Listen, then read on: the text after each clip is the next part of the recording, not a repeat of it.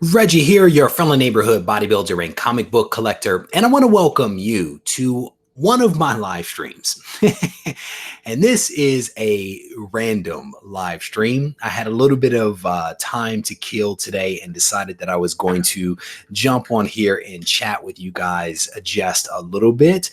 And I see a couple of people here flowing into the room, so it is definitely good to see all of you guys. I definitely appreciate you hanging out just a little bit. It is a rainy day here in the San Francisco Bay Area, and just outside of my house here, there is a massive contingency of heavy construction vehicles.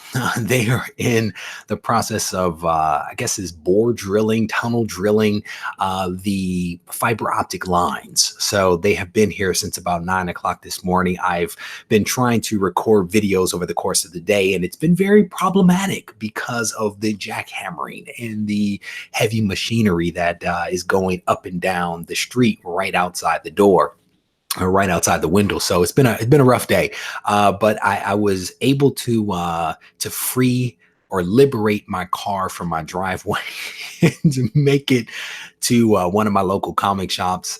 Picked up a couple of books and decided when I came back that I was just going to jump on here and go live and chat with you guys just a little bit. So say a quick hello to some people, and then we're going to get into this thing. And what I'm thinking is that we're just going to do a random chat. We're just going to do some questions and just have some conversation. We'll see where this thing goes. Harvey Abel is here. Caleb Comic Smurf Murphy is in the house. Cuz Buzz Lewis Boyle is here. Spillman Comics is in the house. Chris Barrett, how you doing, my friend? Sith Lord says he is at work. Don't get busted. Bama Links, how you doing? Randy is in the house. Rum Runner, how you doing, my friend? Comics for Thomas, how you doing? Glad you were able to make it here for the live chat. Sean says he is ready for the FF 48 giveaway. Not today, my friend. Not today. Fist of Doom says he started his journey into mystery today, snagged a few issues of 4. Very good. Congratulations, brother.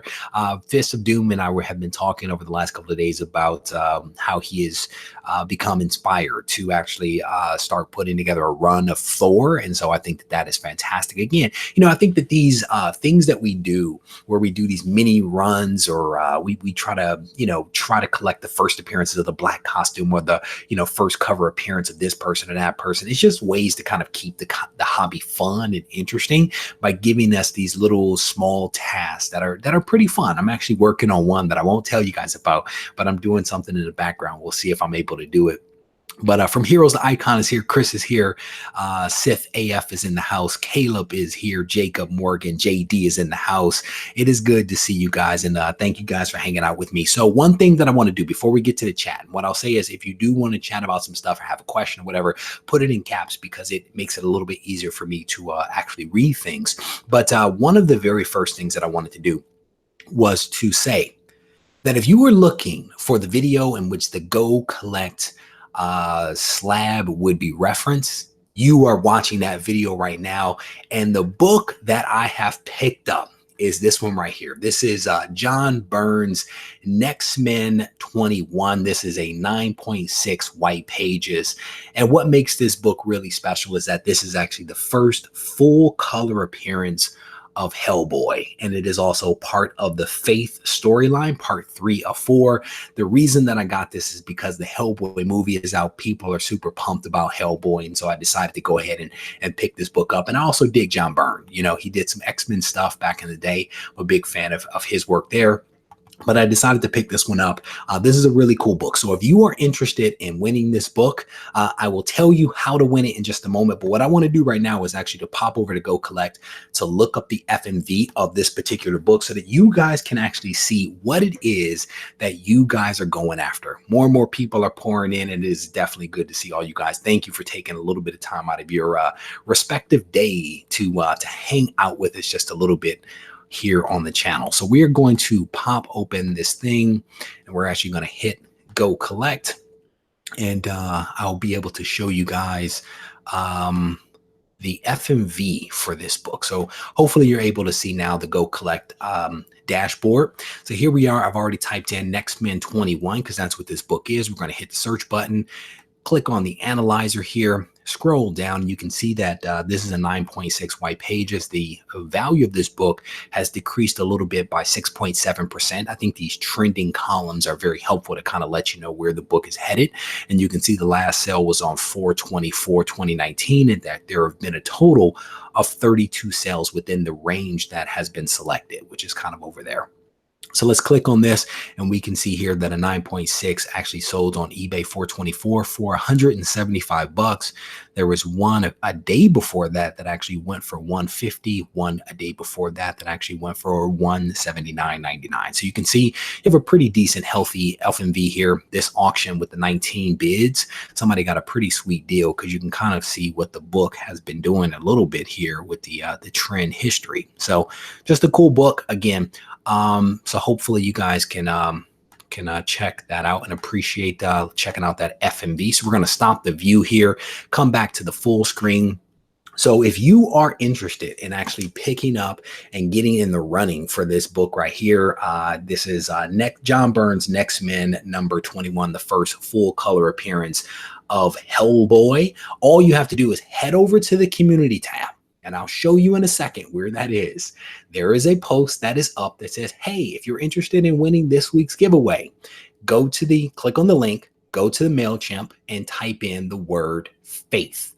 That is how you will enter yourself into this week's giveaway. You have to type in the word faith because this is part of the faith storyline, and that's why, and spelling does count, so please spell it correctly. You can, you don't have to say anything else in there, but you just have to enter the word faith into the field, and that is how you will get into the running. The contest will basically run from today until Sunday morning at 7 o'clock, where I will actually take down the link that I'll show you in just a moment. Shortly thereafter, 7 o'clock, I will actually put up a list of all the individuals that have actually entered into the contest so you can actually see who is in there. The system is pretty accurate because I basically do an extraction directly from the database. I don't think that we've missed a name yet outside of people that have spelled things incorrectly. So spelling does count. So let me show you guys where the tab is, because I know a lot of people still have questions about where the community tab actually is. So I actually want to show you guys that. And again, this is part of the reason why I decided to go live, was to be able to facilitate this. So let's go ahead. Here is the main page, at least my main page of YouTube. And I click on my little icon. I go to my channel. And then once I click on that, you can see that I'm live right now. Here you go. So here is the community tab. Community tab is right there. Oh, we just reached 3,600 subs. Very cool. Whoever that last person was, because we were at 3,599 for most of today. So we just reached 3,600 subs. So here's the community tab. You click on it. And then when the page renders, you come to basically the community tab for my channel. And you can see I've posted up a couple of things here, a couple of older videos I wanted to kind of bring to the surface for people, just so you guys can check that out. And then here's the post. Are you interested in entering this week's Go Collect giveaway? If so, click the link below. So if you expand that, you can actually see here is the link right here. You click it. Here is the page on MailChimp that you go to. You enter your email address, your response from the video, which is faith, and then your YouTube screen name, and you press enter. That is it. That's all that you have to do to enter the giveaway. And what I do ask, of course, there are a couple of rules, right? I like for people to be a subscriber of the channel, because this is our way of giving back to the channel, or giving back to the subscribers of the channel. You have to be a resident of the United States, or a resident of Canada, or have a mailing address in the United States. That's pretty much it. Pretty much it. It's pretty straightforward for people to enter into the contest. And hopefully you guys will enter, and hopefully, you will have some luck. All right. So there's a ton of you guys here. A couple of people have already entered. Fist of Doom says that he's in there. What is the community tab? Hopefully, Lewis, you just saw that, where I actually walked you guys through exactly where the community tab is. So hopefully that helps. And if not, you may have to go back and watch the replay to check it out. So if you guys have questions, let me know what your questions are. Put them in caps for me if you can. That way it'll make it a little bit easier for me to read them. Lewis was also asking about value. So he had a question here about finding raw values. So Go Collect does not have raw values. Go Collect does not have raw values, and that's why I typically cite two sites to look things up. There is another pricing service, comicspriceguide.com, that actually has raw comic values. I use Go Collect. Well, let me back up. Go Collect tracks CBCS and CGC sales across a couple of different platforms. So your eBays and your other ones, they don't disclose exactly which ones, but they monitor sales for both CGC and CBCS, and they aggregate that data and then spit out the FMV. So if you are trying to price a slabbed book, it is a great resource. If I have a raw book that I'm trying to evaluate, to some degree or another, I will always try to be south below the value that is actually shown on Go Collect if I'm looking at a raw book, because there are costs associated with getting a raw book slabbed. There is also the guarantee, if you will, that that book is a certain grade because it's encapsulated already. And if you're looking at a raw book, there is variability as to what that book will come back at, right? And even if you're eyeballing it and grading it yourself, or if it's been graded by a professional, it is still a raw book and it still has a variable grade. When you send it in, it could be plus or minus whatever grade it's been given. But if if what you are paying for that raw book is less than the FMV showed in Go Collect, theoretically, right, you should be in good shape. But I also like to go to comicspriceguide.com because they have raw prices there, and you can actually kind of see what their values are for raw books. The thing is that it's very hard, and I've had some conversations with people recently. It's very hard to look at one price guide and compare it to another price guide, or to have one price guide and compare it to the CGC database. These aggregators, whether you're talking, if you're talking about pricing services, have different sources for their information. They have different means to aggregate their data and to scrub their data. And so you could have some variability between the different pricing services. So I think that's important to make mention of. So just kind of keep that in mind. All right. So Mac Daddy Austin is asking a question here. Regie, what do you prefer more, CGC or CBCS? CGC. I probably only have a handful of CBCS books in my entire collection. Some of them are actually on the wall behind me. I probably have fewer than 10 CBCS books in the entire collection. And back when I was debating which company I wanted to work with to get my book slabbed about 2 years ago, I did a lot of research on the different companies that are out there, and I landed on CGC. But while I was going through this deliberation of CGC versus CBCS, I did a lot of research. I did a lot of thought as to which one that I wanted to go with. And once I landed on CGC, I stopped buying CBCS slabs because, again, if I'm going to send my books in to be graded, I kind of like all my books to be the same and look the same. It gives me peace when they all look uniform. That's not to say that I won't buy a CBCS book to this day. It's just it's more about, if I have a choice between the two books that are the same grade, same price, I'm going to go with the CGC book, right? So hopefully that helps. FJC81, how you doing? Mac Daddy says, okay, good. He used my link for CGC and just sent away. Very good. Congratulations, brother. Fingers crossed for very good grades for that. And I think that's, an important thing that I want to make mention of, is a lot of times if there is a sponsor of the channel or somebody that I'm working with for the channel, what my preference is, because I work with BCW. I don't have to force myself to like BCW products. I like their products, which is why I went to them for sponsorship. CGC, that was my preferred company long before we ever started working together, or before they started coming on the channel even. And so my thing is, I like to work with companies that I'm already on board with. It makes it easier for me. And these are just lessons that I've learned back when I used to do fitness, and people would approach me saying, hey, would you represent this supplement? Well, I never even tried your supplement, so I have a hard time telling people to use your supplement when I've never used it nor had results from it. And so it's just one of those lessons that I just kind of learned from fitness that I actually brought over. And actually, truth be told, I actually learned it from pharmaceuticals. I remember that there was this one doctor, and I was selling this product. It was a vaccine for flu, and I was selling the product. And the doctor looked at me. She said, "Have you ever used it?" I said, "No." She said, "How can you come in here and sell me something that you've never actually used?" And I was like, good point. I used it, and then I was able to speak to it from not just the scientific standpoint, the medical standpoint, but also from my personal experience as well. And I learned these lessons, and I just try to leverage them again and again, regardless of the venue that I happen to be working in. So, James Tomlinson, how you doing, my friend? It's good to see you. Anthony says he found an X-Men 94 that he's been hunting. Do you think it's a good book to invest in? I'm going to use the term investment loosely, right? Because I don't know the particulars of the grade or how much you paid for the book. I think that X-Men 94 is a solid book, one that I have in my collection. One, because I love the X-Men. Two, because it is the start of Chris's run, his 17-year run on the X-Men, which is just an iconic run.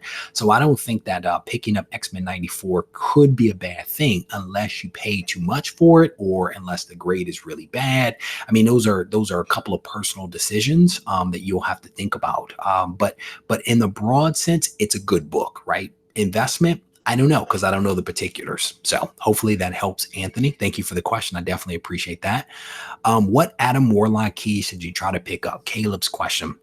I think those early appearances, right, where he was called him, and then also when he became Adam Warlock, I think those are good books to pick up. What is it, like Fantastic Four, 65, 66, Thor 165, maybe? I think that those are good books to pick up.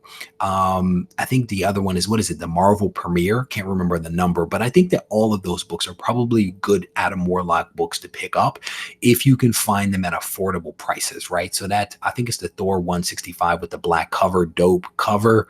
That book, hard to find in a good grade for a fair price, depending upon where you live. And I don't have that book because every time I see it, I think that it's overpriced. Most of them are raw, and most of them are overpriced for a raw book, and I keep walking away from them. And then the graded books are also overpriced. So I don't have that book, but I think it's a dope book to have. And then what is it, Thor 166, the white cover. I don't think that's a bad book to have. I don't know how much upswing you can get with that one, but that first appearance is definitely a good one. So hopefully that helps.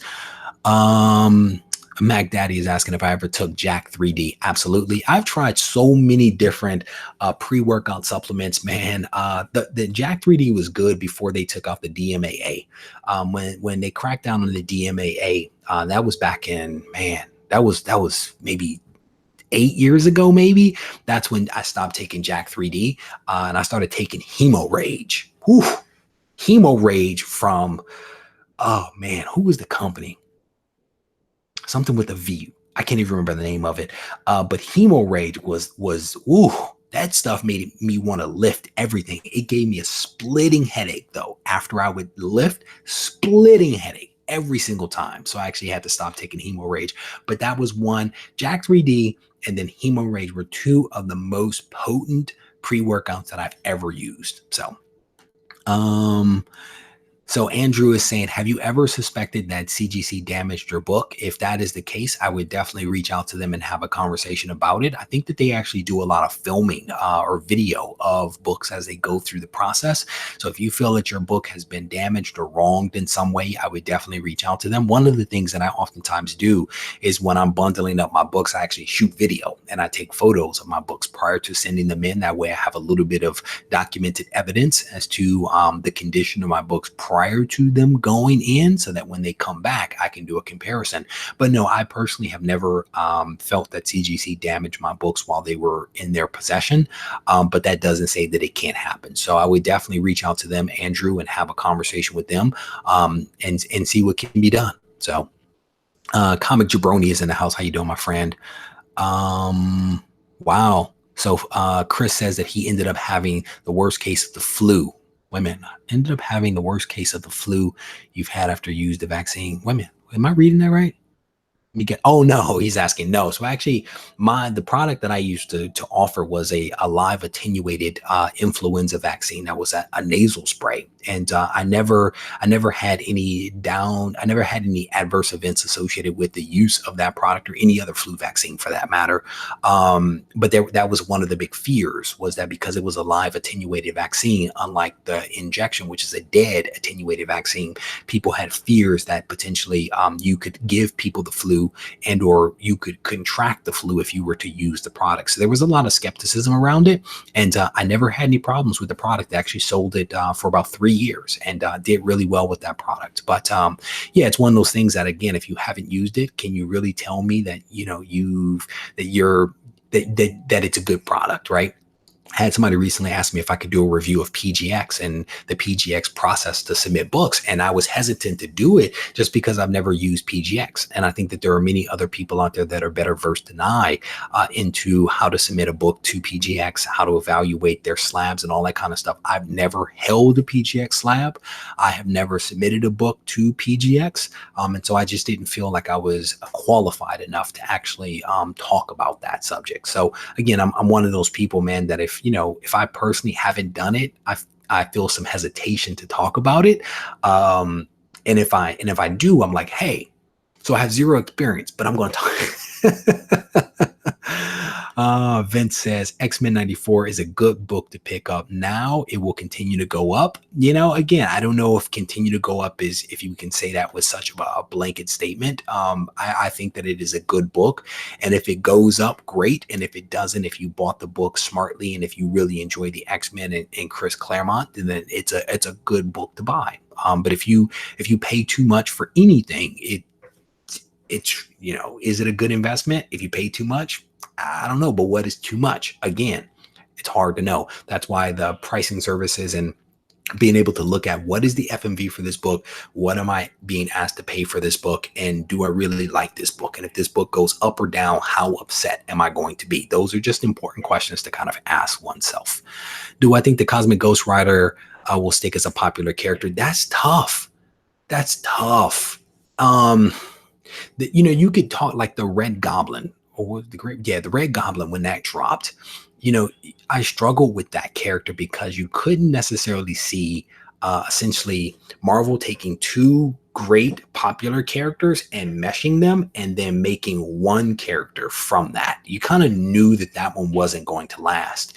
Now, I think the Cosmic Ghost Rider is a fascinating character, right? Because it's Frank Castle imbued with the Ghost Rider's cosmic energy, and I think it's a fascinating character. I think what will determine the longevity of that particular character is who writes them and how that character is going to be treated over time and what type of events they're going to be touching, right? I think part of it is just, does this character have longevity? Well, it depends on who's writing it, and it depends on how this character is being used over time. If you look at like Adam Warlock, because we were talking about that, and Daniel Arzola and NJD are making some comments here about him and calling out those numbers. So thank you both for doing that. If you look at how Adam Warlock was created, he was created by Stan Lee, and he was just kind of, and I think Jack Kirby, he was just kind of created and thrown out there it was like a jump ball, and no one caught the ball, and it went up and it came down and it dropped. And then a couple of years after that, he was introduced. He came back out. They had the ball again. They threw the ball up, another jump ball. Like, oh, by the way, this character is still there, and nobody caught the ball, and the ball hit the ground. Then I think you had Roy Thomas come out. Roy Thomas, he ran over, he picked the ball up, and he started dribbling the ball a little bit. He did some stuff with him, and then he was elevated, I think, to editor-in-chief, and the ball was then rolling across the court again. And then I think it was Jim Starlin. Jim Starlin then took up the ball, and he started building out the cosmic landscape. The point is that you have these characters that have to be represented. They have to have a writer and a creator that is passionate about them, and a willingness on the publisher side or the editor side to allow those characters to be used. And so only time will tell whether the Cosmic Ghost Rider actually has some longevity to him. I think the character is pretty cool. I think he's quirky. I have not read his stuff since he basically left the Thanos stuff. But I'm just one person, I definitely think the character is cool. You know, have not read Guardians of the Galaxy. Have not read it. Saw it, but have not picked that one up. So Eric Compton says, "What up, Reg? What's a crack-a-lackin'? Not much, my man. Not much." Um, Reggie, they are asking 500 for X-Men 94. Believe it a fair price? Well, let's look it up. Let's glance over at Go Collect and let's see what their X-Men X-Men 94. So let's type this in. So X-Men 94. He said it's a 9. What's the grade? I don't know the grade. Let me scroll down here. So you have, it's probably not an 8.0. So you have a 7.0. Most recent price was like $400. And so you have a 7.5 that most recently sold for $4.99. There was a $2.99. These prices are all over the place. $3.95, all over the place with that book. Hopefully you can tell me, Anthony, what the grade is and we can actually look it up. Oh, he says graded 8.0. Thank you for that. So an 8.0 right now is there was a sale that was on 5/2 that was $913. On 4/26 of this year, there was a 550. There was an 8.0 on 4/16 that was 500. So again, depending upon where you're sitting, that might not be a bad price. There was a sale here on 5/2, which was 13 days ago for $913. There was an auction on eBay, 52 bids. Somebody is kicking themselves right now. That is probably where ego and emotion took over. That book went from being a $550 book on 4/26 to a $913 book on 5/2. So at your price of $500, X-Men might not be a bad price. Might not be a bad price. Scrolling through. Someone take a beer. Do you get your interviews fixed looking a lot better? Brian Parent. So brother, I don't know what it is. I don't know what it is. I always follow the same process when I'm doing a live stream. I shut down a lot of the wireless devices in the house just to avoid, diluting the bandwidth. I reboot my computer. I check the live stream. I see what the strength is based upon the speed test that I run. And today, I think the comic gods are smiling upon me because the stream looks crystal clear. Some days are better than others, man. So Lewis Boyle says he got his for $5. I'm guessing he's talking about X-Men 94. Congratulations on that, brother. Definitely. Trying to figure out, trying to slab 30-year collection. Scrolling through. Yeah, so Vince is also saying that $500 for an X-Men 94 8.0 seems reasonable. 9.0s are going for about $1,000 currently. So there you go. I don't think that that's a bad deal, to be honest with you. It's a good book. I really enjoy the story and also the artwork. And again, it has some historical significance in my mind. Scrolling, finally watching a live show. Tonto, how you doing, man? It's good to see you. It is good to see you again. If you guys have questions, hit me in caps so that I can actually see it. Yeah, so CGC is extremely busy right now with all of the cons that are going on around the country. So, Brittany is typically the person that comes on the channel and she pulls in Matt. She has been traveling to a lot of these cons elsewhere in the country. So that's been part of the challenge with actually bringing her on to the channel. We actually had a discussion probably 2 months ago about what the next live stream will be, but we are having a hard time scheduling it because she has a lot going on. And you guys know how it is when you travel for work. You're busy when you go, then you're gone, and then you're busy as soon as you come back. So that's like a 3-week span. So multiple cons, each requiring like a 3-week span. It's pretty tough. So at some point, these guys will be back on here. And maybe we'll reach out to CBCS. I have not reached out to CBCS. Again, partly because I don't use them. And I mean, again, that's pretty much the extent of it, is I don't use them, right? So if you look at, I like CGC, I like BCW, and so I don't know. maybe we will bring CBCS on here. I'm pretty sure that I can come up with some good interview questions for them about their various services. But I just haven't done it, to be honest with you, because I don't use CBCS. But maybe if there's an appetite for people to hear directly from CBCS, maybe it'll be worthwhile to actually reach out to them, to invite them to the channel, and to have them actually come out. And from Heroes to Icons saying PGX does a really good job. Yeah, I mean, I think that's what's great about the grading services, is that there are options. There are options out there for people. You know, there's PGX, there's EGS, there's Halo, there's CBCS, there's CGC. And at the end of the day, every single person has to make a decision what matters to them, and whether they want to go to a third-party grading service, whether they want to encapsulate their books themselves using like comic scans, or whether a Mylar or polybag with a top loader is good enough, right?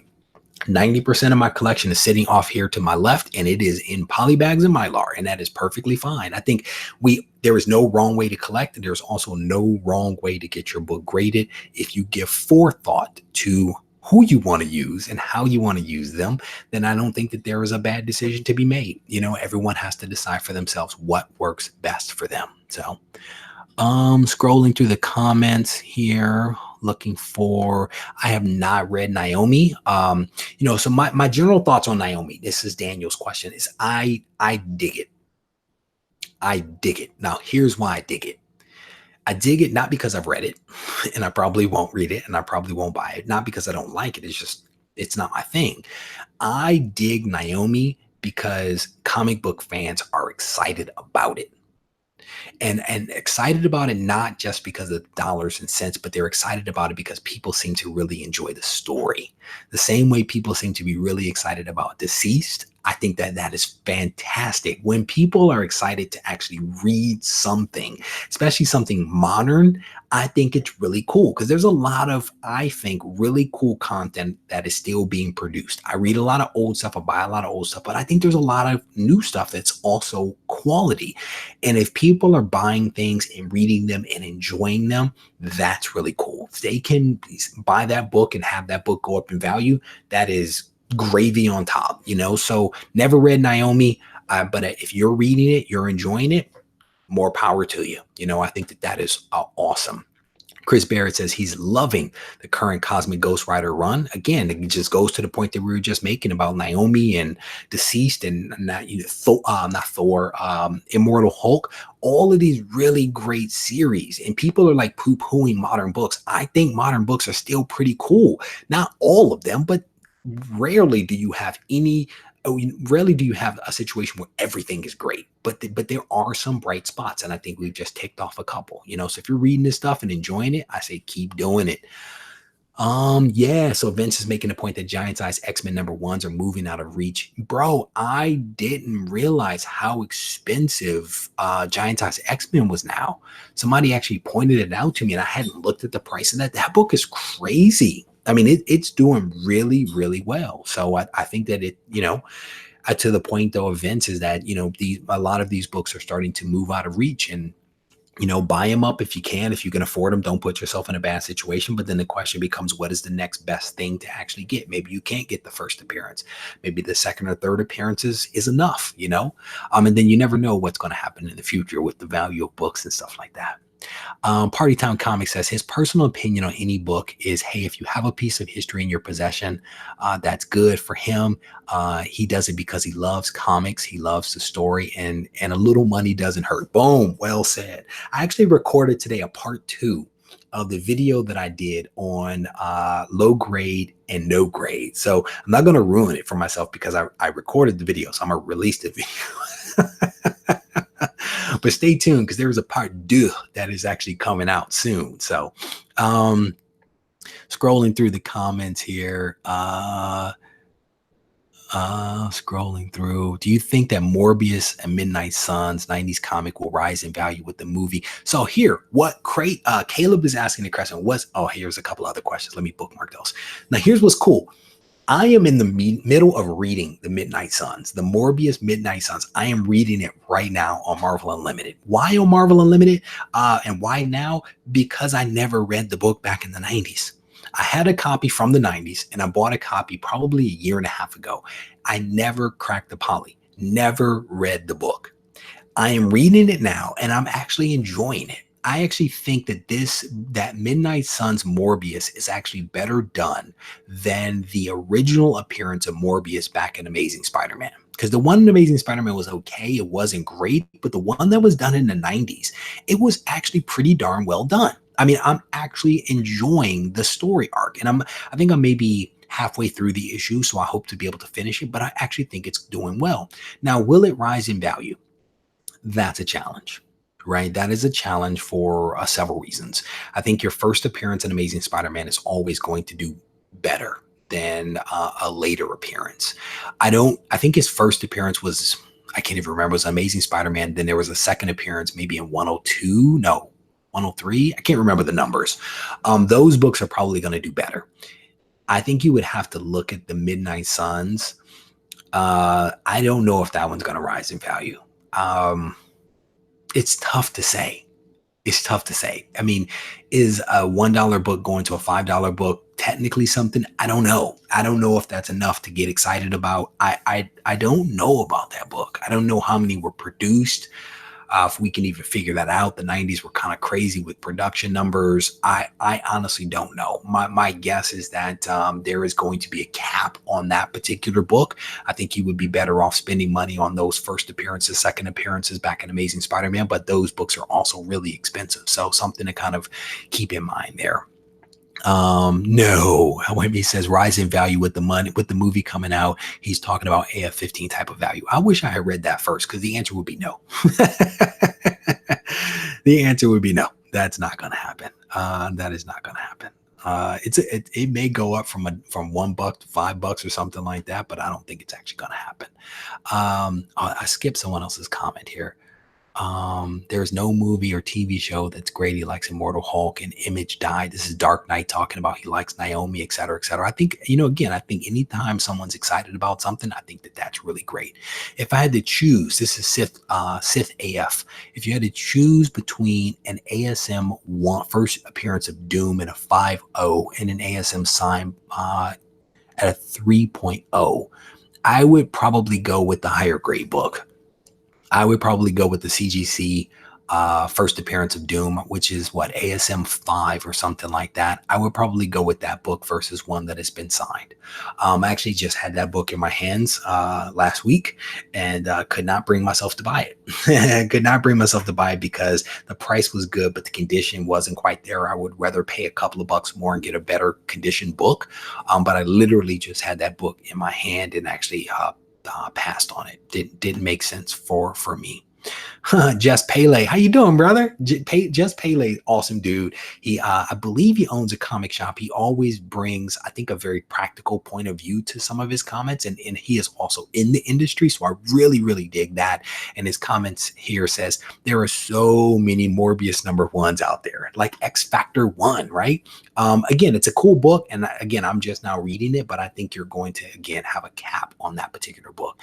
And Lost Comic Junkie points out here that the Morbius first and second appearance was Amazing Spider-Man 101 and 102. So thank you, brother. I think I have a couple of copies of the 102, but 0 copies of the 101.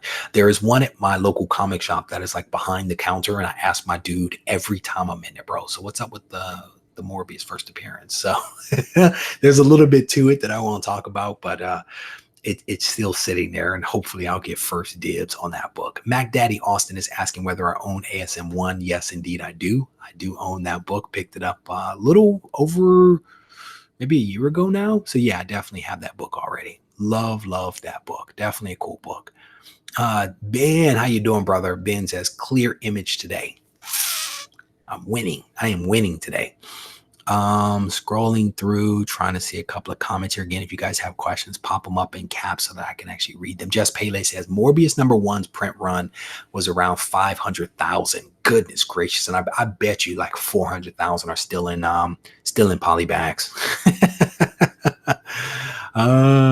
Tonto says he would go for the Vampire Tales rather than Midnight Suns. I mean, don't sleep. I would probably read that Midnight Suns though, because I'm enjoying it. And I was collecting in the 90s, and I've been going back from, occasionally to read some of those books from the 90s, and a lot of them really aren't good. I mean, they really aren't good. But this one I think is pretty fun. It's a pretty fun read. So I'm definitely kind of digging that one. So I wouldn't sleep on it just because it might not go up in value, or because there was a large print run. From an investment standpoint, yes, be cautious. But from an enjoyment standpoint, I would check it out because I think it's a cool book.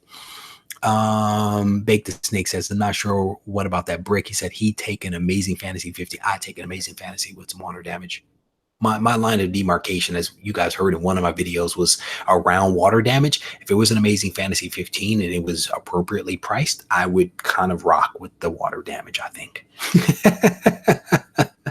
Again, I think it's important to have parameters for one's collection, but I think it's also okay to make adjustments based upon factors, right? Whether it be the values of a book, the availability of a book, your wallet. I think there's reasons to make exceptions to the rule, but I think that the rules are very helpful to give you some kind of guardrail to evaluate whether a particular book makes sense. Because the last thing that you want is to actually buy something, get it, and then realize that you messed up, right? To be disappointed, to have buyer's remorse, to think, I should have just waited. To me, that is one of that disappointment factor is big for me. And I think, if you're able to slow things down and give forethought to something before you pull the trigger, I think that you might be well served, right?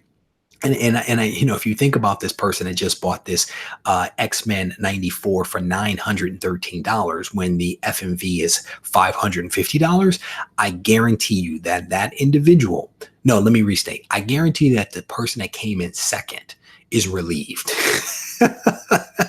The person that came in second is probably like, I just dodged a bullet. What was I thinking?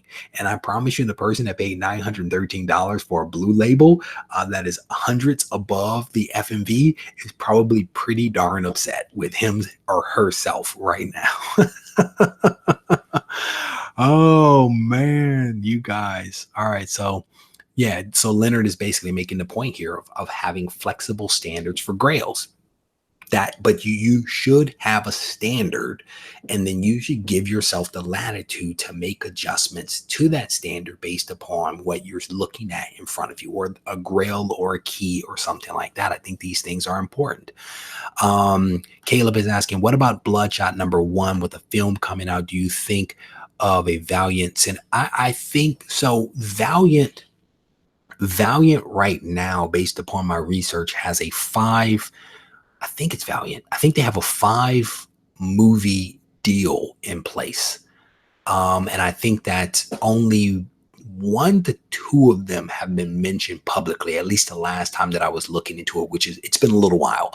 But I think what they are trying to do is to come out with a Valiant universe. And they have a lot of room to decide which of their characters they want to bring to life. And so I think it would be cool, man. I'm a fan of all of these comic related movies because I think that it's, one, it's a good source of source material, right? You have 80 years of source material to make use of. So I say go for it, Will Valiant's universe be successful? Fingers crossed that it will be. I mean, I hope that it will, and in fact, I'm a big fan of putting my money where my mouth is. I've actually gone out and picked up a lot of those Valiant keys.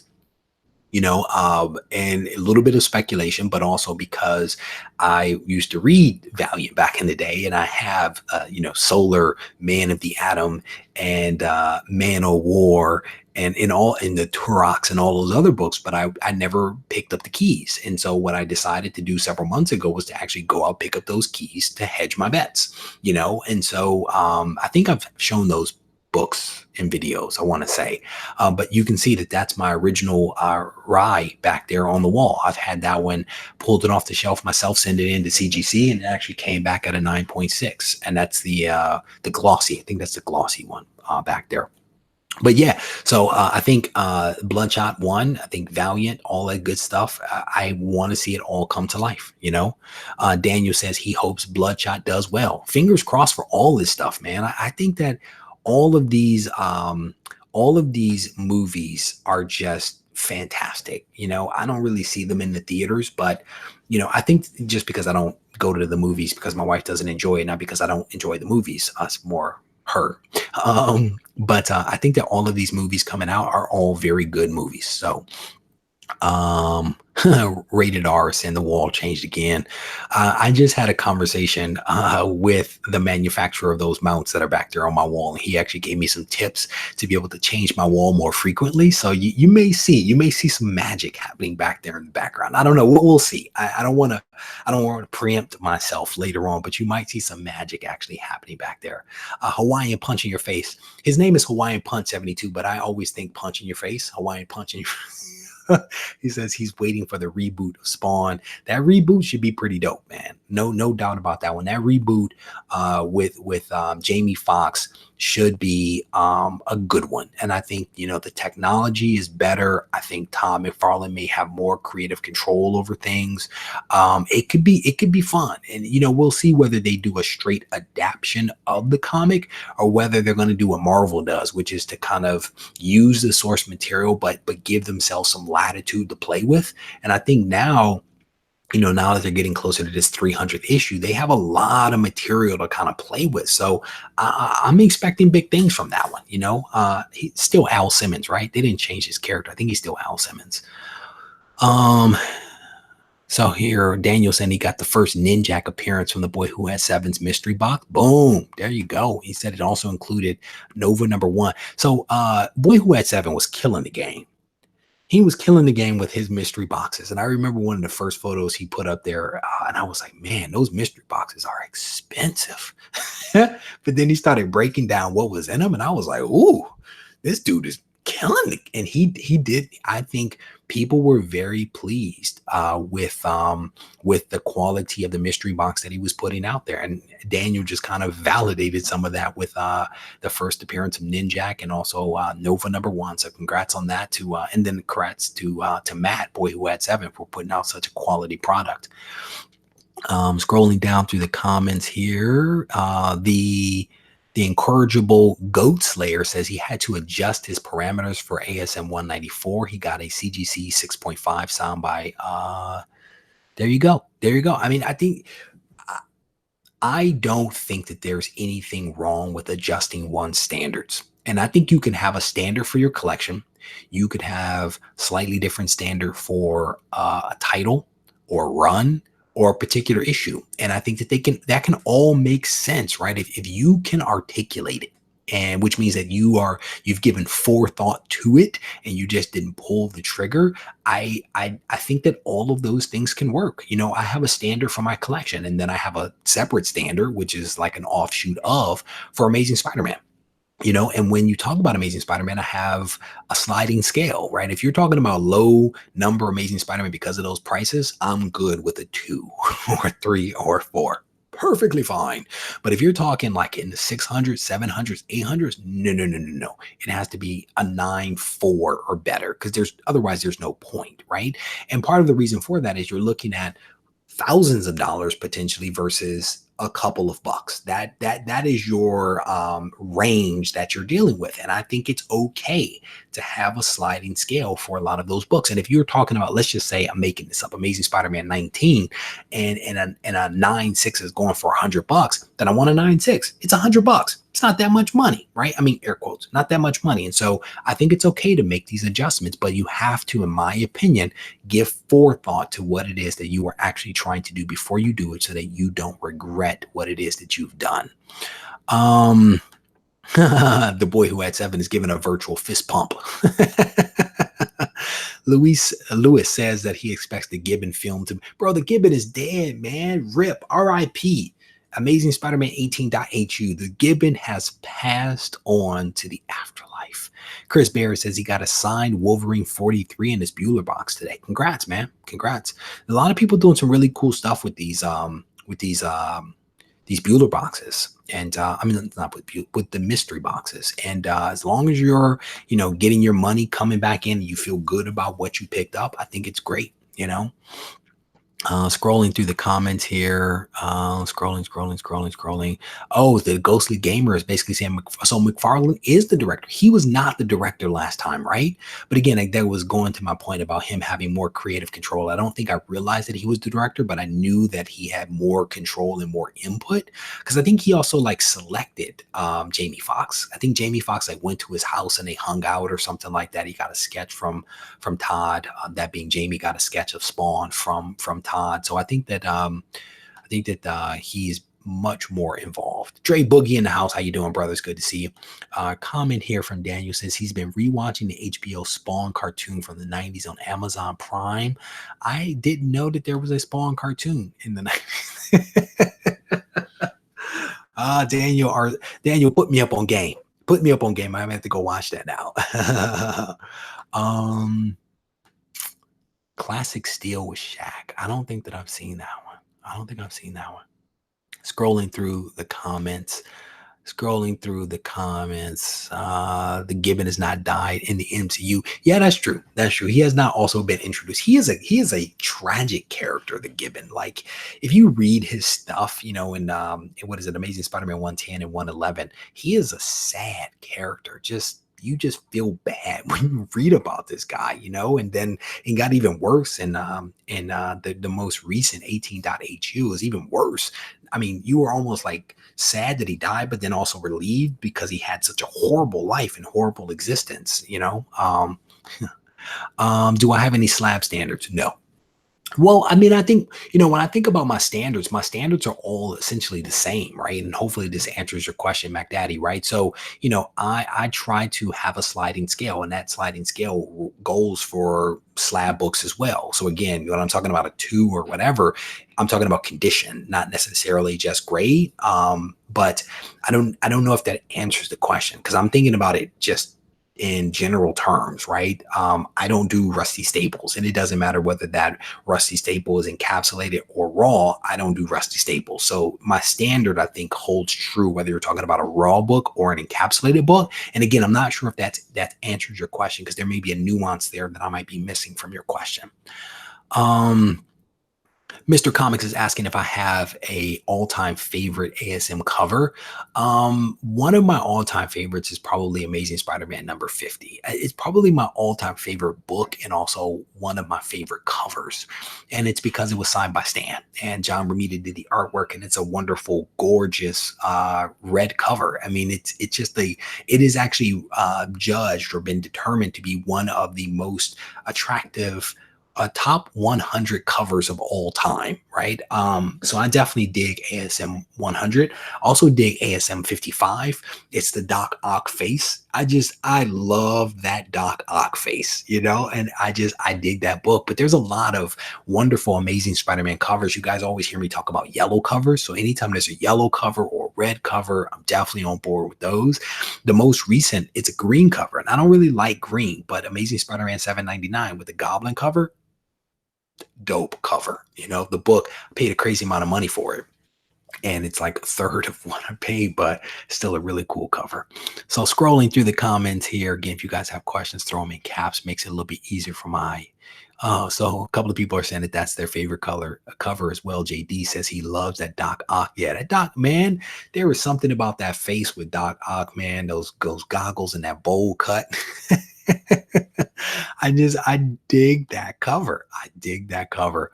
Oh, ASM 33. Oof. That's another favorite cover. The water cover. I really dig the water covers. And I don't know why, but I really dig the water covers. And included in that is ASM 33. I mean, heck, you can throw in Amazing Spider-Man 15 with the Scorpion cover. I don't even know what it is about that cover, but I love the cover. It is just a gorgeous cover to me. And speaking of that cover, I made an adjustment for that book. My book actually has a water stain on it. Who cares? It's Amazing Spider-Man 15, Scorpion. Love the book. So scrolling through the comments here, seeing what else you guys are talking about. All right. Lost Comic Junkie says Marvel Comics Presents number 4 has a good Gibbon story, stealing movie and comic memorabilia. I'm gonna have to check that out. Let me write that down actually. I don't have a single piece of paper in reach. Not a single piece of paper in reach for me to write on. All right, so this is Marvel Comics presents number four.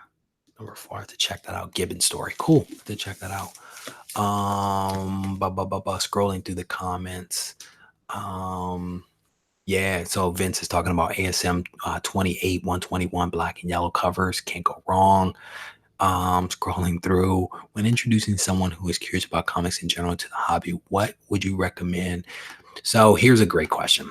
So Jonah, I'm not sure if I'm pronouncing that correctly, and I apologize. He says, when introducing someone who is curious about comics in general into the hobby, what comic would you recommend putting into their hands? That is a tough question because it really depends on the person and what their preferences are. It's a really hard one. I mean, I don't think that I'm not a big fan of graphic novels, but graphic novels aren't a bad way to go just because you don't have to read a floppy.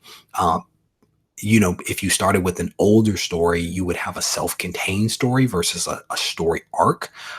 Because that's one of the challenges with a lot of new books is that you need to read like 4 or 5 of them to really figure it out what's happening versus like an older book. And a lot of them are like self-contained stories, or they may go 2 or 3 story arc. But the other part of it is you don't know what that person has a preference for. I think that if you were to maybe pull something from like pop culture, right? Like the Netflix movies are pretty popular right now. Punisher kind of arguably is an easy entree. My buddy John's Comics with Kids has a great series that he's doing right now called the Starting Line. And in his video series, what he does is he actually puts together recommendations for where someone can actually get on board with a classic character, whether it be Wonder Woman, Daredevil, or Punisher. Those are the 3 books are the 3 characters that he's done most recently. And he actually tells you exactly where to start and why to start. Without knowing this person that you're talking about, it's really hard to say where to get on board. But I would say definitely something easy, something with a low threshold, something that doesn't require multiple books to be read, or give them a trade paperback where they can just kind of rip through it.